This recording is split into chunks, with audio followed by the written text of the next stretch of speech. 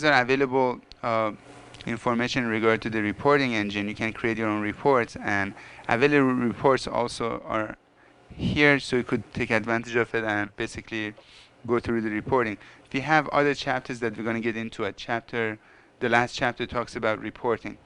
So let's switch back in here and talk about configuration groups.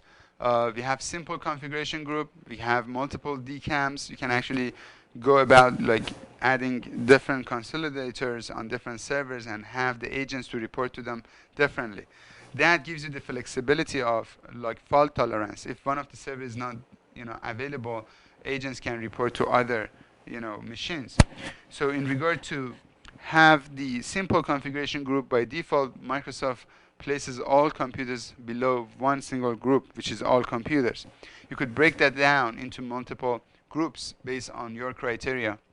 As far as the security partition, by default all the agents are sending the data into an encrypted format, so you don't have to be worried about like spoofing.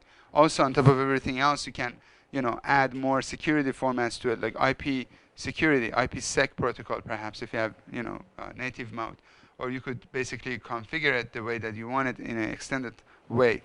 Also, you have multiple configuration groups. There are available groups here as a template, but you can also add your own.